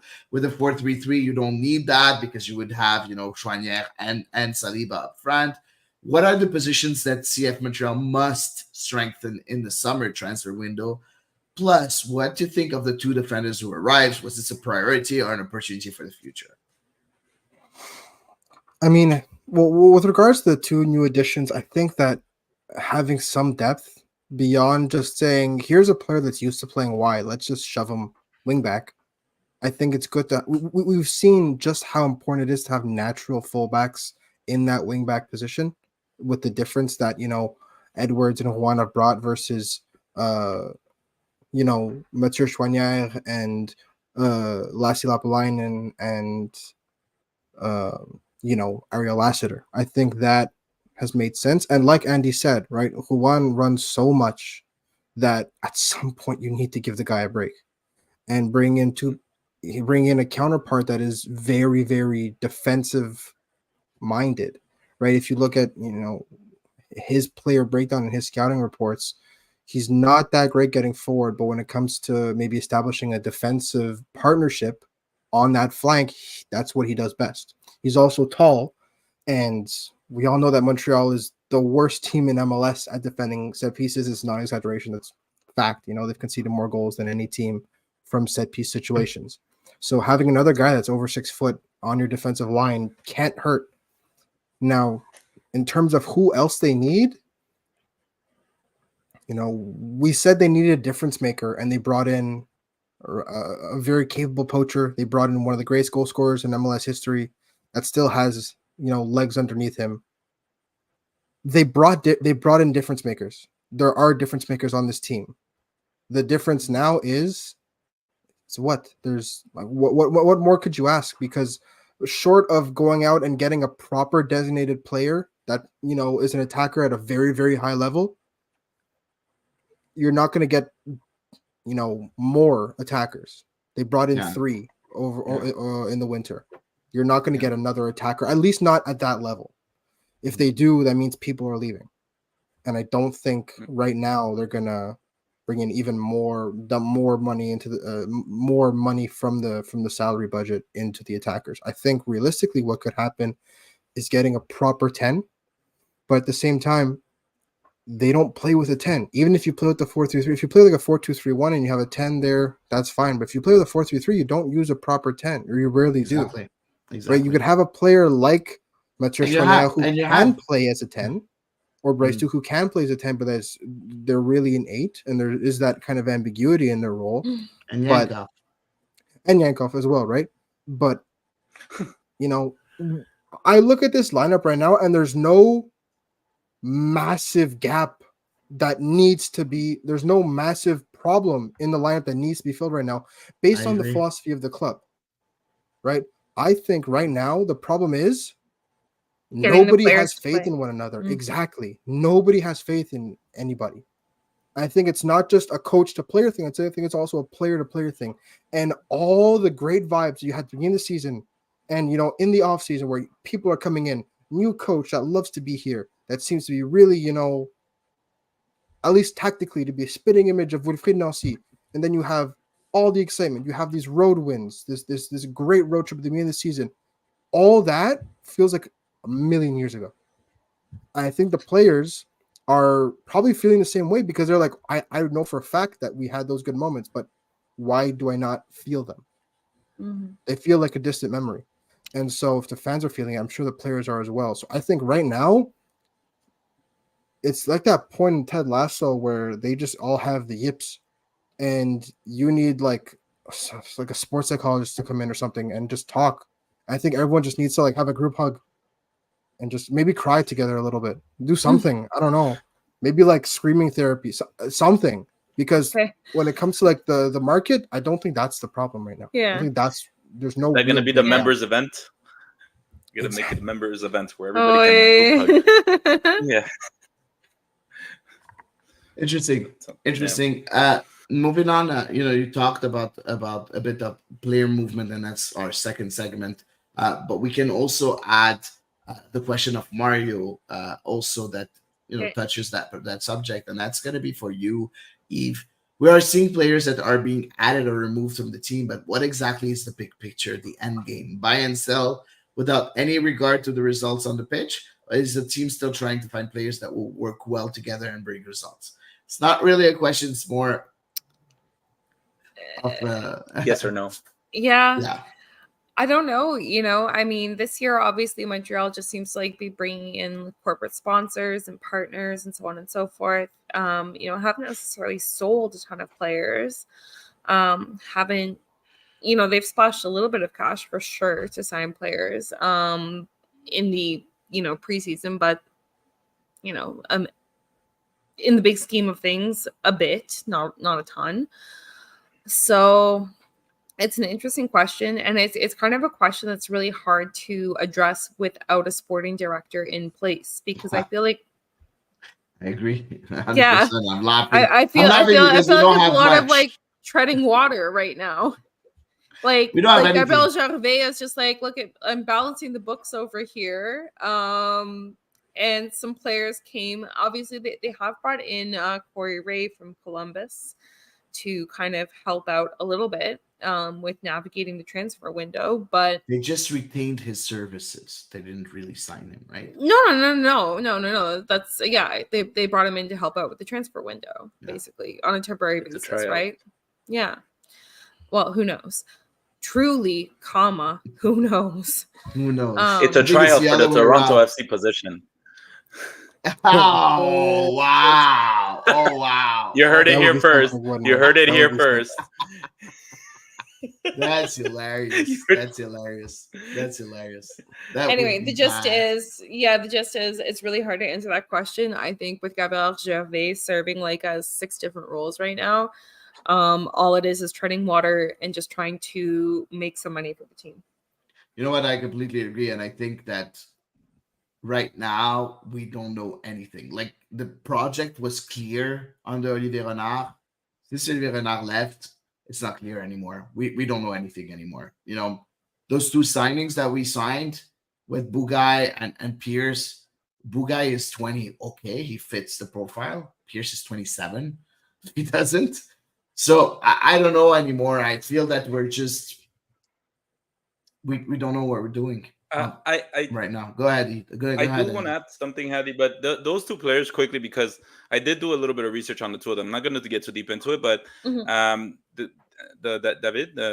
David, sorry, I say his name wrong. He was actually he was a prospect. He was actually he had a trial with Borussia Dortmund and it didn't work out, and then he's always been a prospect. So I think as Gabriel Javet said, the project is not based on one person. I want to believe what they say. These are facts, right? What they said, right? This is still a stepping stone, still develop and sell. The other, Tom Pierce, he also was a prospect with Leeds, and then he also wanted to make it big, but then he is a similar situation as Mason Toy and Lassi Lapalainen, where he has big history of injuries, and he just kind of needs a change of I guess change of plays, change of scenario. That maybe I think that's still it. But you're absolutely right that the age is not what he once used to be. Like how they used to get him really young to try to to sell him. But technically, these players are still just seeing CF Montreal as a stepping stone to the next, based on what they say, right, in their last places. Pierce, I don't think he sees it as a stepping stone. Honestly, I agree with Bugai 100%, Angie, but. Pierce, for me, he's just trying to fit somewhere because of his injuries. I don't think he had a future in England anymore. So, trying the new thing and seeing if it fits and if it works is for him. So I think that's a good thing. I'm not saying that it's not. I'm not saying it's bad signings. I'm saying that we don't. I don't see the same. What's the deal? The same project. That was clear before under Olivier Renard. It was very clear. We'd get MLS players, try to get them to develop them, being a stepping stone for them before they go to Europe, 100%, and then get some international players here and there that are projects that most of the time will not work, but if it does, it will bring you a lot of money. So that was the project. It was very clear under Olivier Renard. Right now, I'm not sure what we're doing. It's not clear, in my opinion. So because we don't have a sporting director telling us. And those two names, I'm sorry, but like one comes from the third division in Italy, and the second one comes from the third division in England. Like, I don't know. I don't know what Alvarez to think came about from the third division too. That's all I'm saying. Yeah. No, he was under contract with Pachuca, right? So, I know, but where was he playing? Yeah, but he still was under contract with Pachuca.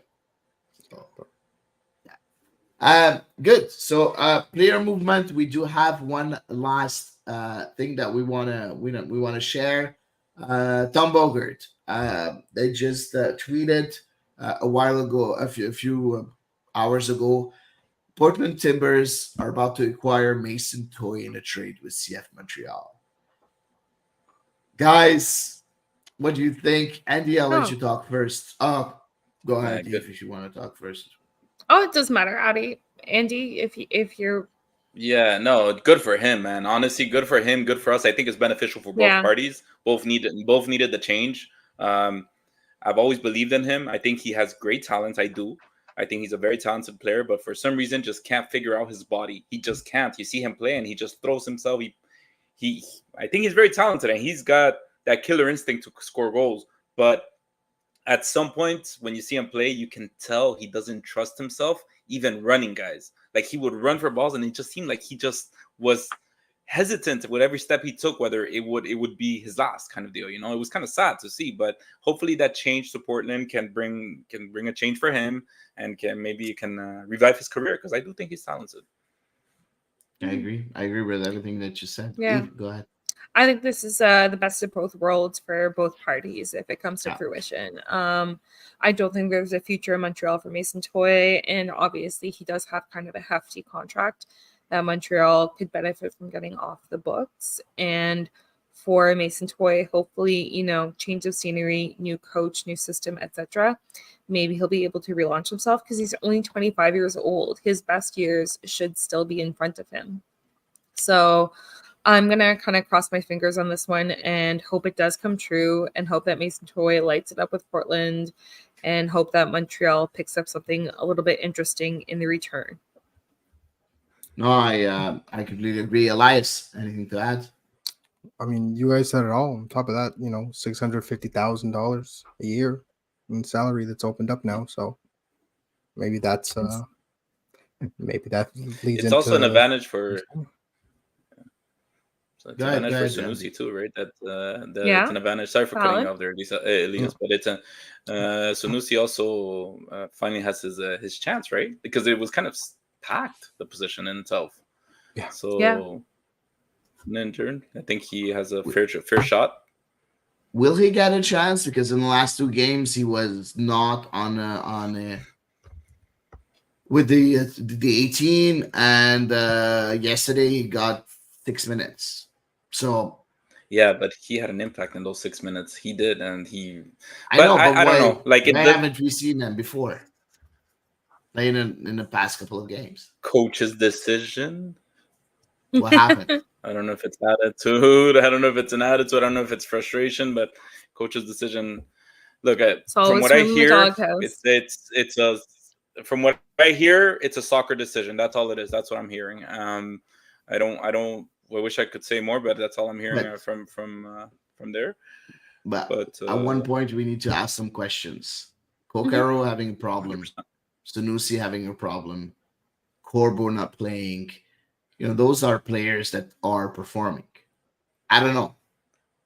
For me, we need to ask some questions at one point. There's something, going terribly wrong somewhere in that dressing room. So I wonder what's happening. So moving on. Last but not least, we need to talk about the Olympic Games. Yes. The Olympic Games start in a few days only. Canada is here to defend their title. The women national team, gold medalist in Tokyo in 2021. They are defending their title. And that's going to be epic. It's going to be tough because that team hasn't done well since that title. We talked about the World Cup here quite a few times. If you like to talk about the women's game What do you want a me to say? lot, are you excited? Are you afraid? Is pessimistic Eve looming somewhere? Like, tell me all about it. So Canada definitely has a really, really, really interesting group, I think, to play in. Obviously, they're going to kick off against New Zealand, and then they'll play the hosts. And of course, Colombia is a super up-and-coming nation in women's football. So overall, I'm really excited to watch Canada's group stage matches. Obviously, you never want to like rejoice in a player's injury, but it's thrilling that Gabrielle Carle has made it into the squad.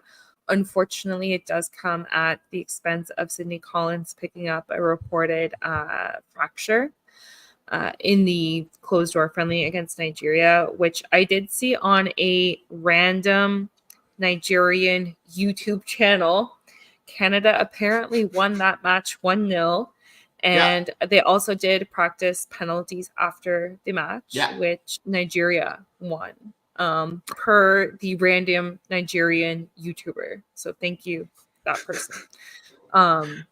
Because it was really hard to find information on the game outside of this one channel. And who scored the goal? I think Haidama scored the goal. Yes, it was a penalty from what I had heard. Like within the game, it was a penalty, not a penalty shootout type thing. Anyway, I think I'm not convinced with what I've seen from Canada in, say, the last calendar year. So say we lump the World Cup in there as well. I'm not convinced with what I've seen from Canada that they are going to defend their medal successfully. I really don't think so. Obviously, it's kind of a challenging era to navigate in your first kind of post Christine Sinclair international tournament for sure. But I think Bev Priestman's player selection has left me scratching my head more than once this year. I think her tactics have been a little bit lackluster and unambitious. And I feel like there are so many nations that are making such strides forward that we're just going to see that once again, kind of everyone's catching up to Canada. And if we're not careful, we're going to get left in the dust. Sorry for the pessimism. No, it's okay. I feel that we talked about it quite a few times here on the ball this round, and we all feel kind of the same regarding all that. Now, thank God we're gonna have our women's league that's gonna start next year. That's gonna be very, very, very, very exciting with a team in Montreal too. And by the way, it was Annie Larouche that was ringing the bell in Stade Saputo. Unfortunately, she wasn't able to ring it during that game against Toronto. But I think that's gonna help a lot the growth of Canadian soccer. It's a bit late, but better late than sorry. So whatever. Elias, we talked about the Olympic Games. We know that it's not the same tournament as what a World Cup is. But still, you need to defend your title. How important is it for Canadian fans to defend their title, or at least to not be humiliated like they were at the World Cup? Because let's be frank, we were humiliated at the World Cup. Oh, absolutely. Getting grouped was probably the worst case scenario when it happened. So yeah, 100%. No, look, realistically, it's a bit of a long shot that they'll be able to retain, but I do think with the way that the tournament tree is set up, as long as they don't end up in third place as one of the best third place teams, because then they'll have to play Spain, who will very likely win their group. I can't take two Canadian teams playing world champions within a month. It's just I can't do it. But if they finish first or second, depending on how that group plays out, they'll be playing either Germany or the US realistically. And I think that I would love to see a game against the US outside of the US. Well, first of all, I mean, we saw it in 2021. Yeah, it's been a while. It's been 3 years. Yeah, it's been 84 years. But I think honestly, calm down. That's the gift, right? Look, when it's a single elimination tournament, yeah, exactly. When it's a single elimination tournament, anything can happen. I think Canada right now are in a good spot to at least contend for the semifinals. I think I probably have higher expectations for them than I did for the Canadian men's national team in Copa America, but given that the way that their group is, it's not a very straightforward. It's definitely a difficult group, but if they get out of that group in the top two, especially if they get out of that group in first, they have a very good look at the semifinals. I think that there's no reason not to expect them, at least with your best 11, with no more injuries, please. I don't see why that can't happen. I think that going all the way would definitely be an accomplishment, but medaling is definitely on the table.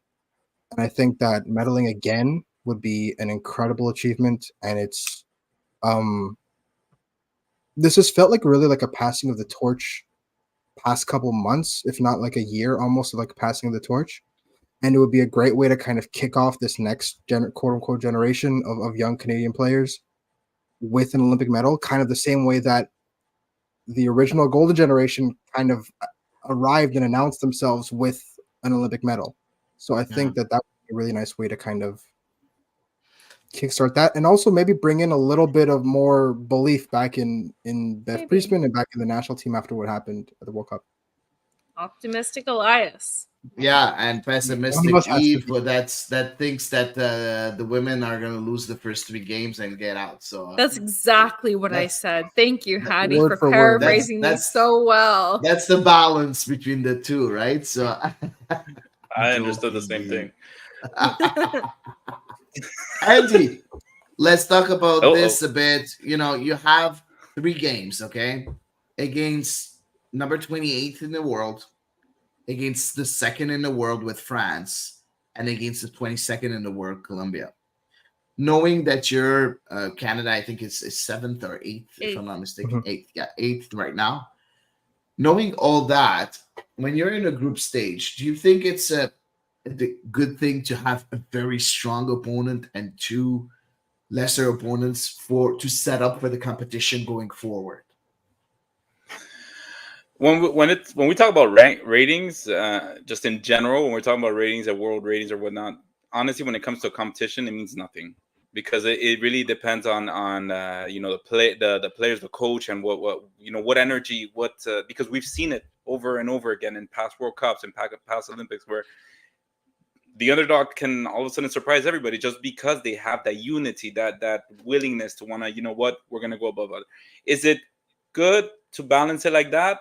Yes, but it doesn't necessarily guarantee that any team is gonna Of pass course on not. or not pass on because, like I said, ratings mean nothing when the competition starts. Even if when you played in as a kid soccer, you could be playing against the best team in the group, but at the end of the day, it's if you guys are just united, communicate better, and communicate better than the other team, similar to Toronto and CF Montreal, the team that is more in the same page ends up, moving forward. So that's where chemistry hits. Once that whistle blows, all the ratings are out of the window, and it's all about, do we understand each other? Do we get each other?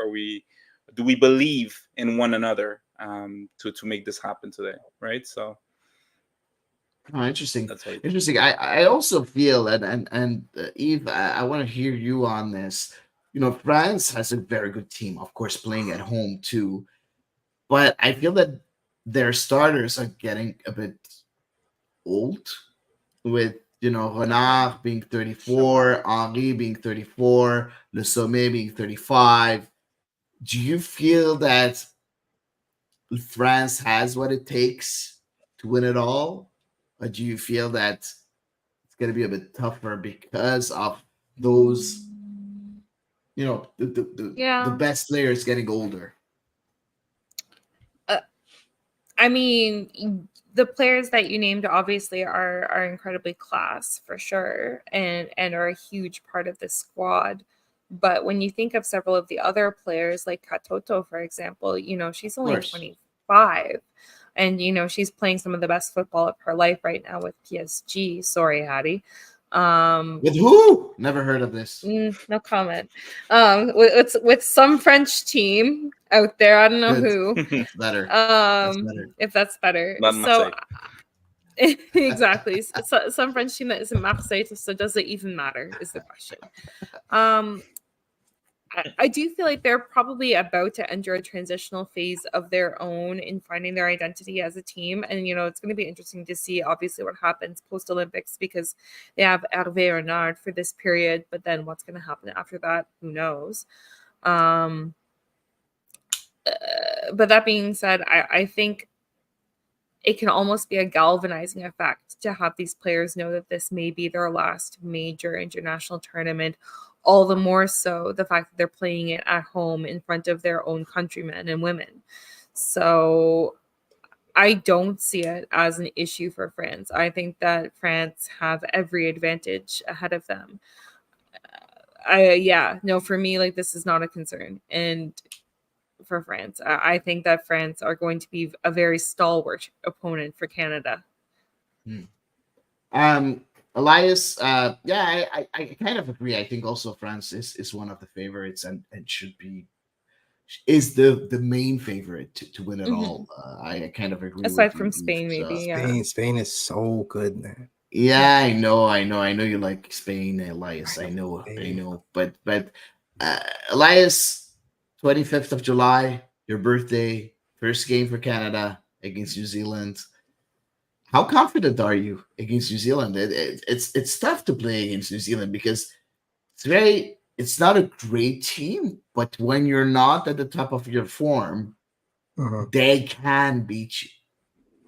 Yeah, it's very interesting to see what kind of Canada shows up, because we've seen this is eerily similar to that group stage in the World Cup, where these are teams where Canada should, if not beat, should at least control the game, and we saw Canada somewhat control the game, but not really have any kind of deadliness, not kind of have any real kind of danger, and it pivots back to the fact that they still really don't have an attacking identity. So New Zealand, if New Zealand can stay organized and kind of build off of what was really a Cinderella World Cup for them, and kind of build on those performances that they had last year, they absolutely can hurt Canada. Because again, New Zealand, who may not have the most star-studded lineup, they won by committee. And to beat Canada, it especially to keep them off the score sheet, it doesn't take a whole lot. It takes just being a well-organized team that looks to hit back on the counter. And Canada, again, we saw in these recent friendlies and international breaks, there hasn't been a whole lot of work that's gone into redefining or even defining to begin with what this team looks like going forward. And the exclusion of Olivia Smith, again, is kind of doubling down on that, where it's basically the same attacking group. And we have people like Chloe Lacasse, people like Evelyn Viens, who are not the first names on the team sheet for a reason that continues to elude me. So this could be a very revealing World Cup Olympic tournament. And Bev Priestman has a contract, I believe, through the next World Cup in 2027, if I'm not mistaken. Yeah. So, when it comes to her standing with a team, I think that she's in a very similar position to John Herdman heading into the Olympics, when he was heading into the World Cup with Canada, where he has cemented himself as a coach and really as like the face of this identity that Canada has, but he still has nothing to show for it. And if Canada wants to get to that next level where they can compete with the European giants that have now surpassed them, it has to come with tactical refinement.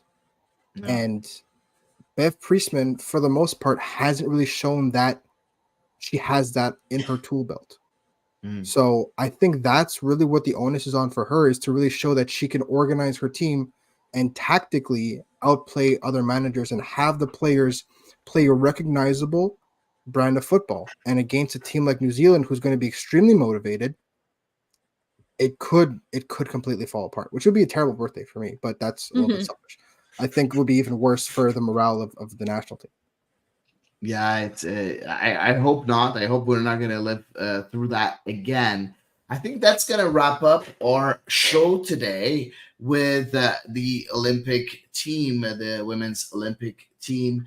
I think it's going to be great Olympics. I can't wait. I love Olympic Games, by the way. It's something that I really enjoy a lot, and I'm going to try to watch as many sports as possible. It's really something that excites me a lot, and of course, I'll follow the women's national team, the soccer team, and we'll talk about it here on The Ball Is Round. Next week, we'll have two games of the women's national team to talk about, and of course, we can talk about the first game of CF Montreal at the Leagues Cup on Friday in Orlando. Andy, thanks a lot for being here with us today. That was great having you. Thank you very much for being here. Thank you, guys. Thank you so much. This was super fun. Good. And Elias, Eve, thanks again. We'll see you next week. For everyone listening, thanks a lot for being here. As you guys know, this podcast is always going to be free. The content is always going to be free. This is the way we like it. This is what we want to see. But if you want to help us grow the product, if you want to help us, get better and get, some nice things out there, just feel free to join our Patreon page and to participate in us growing that podcast. As simple as that. And that's it for tonight. I'll see you next week for episode 188 of The Ball Is Round.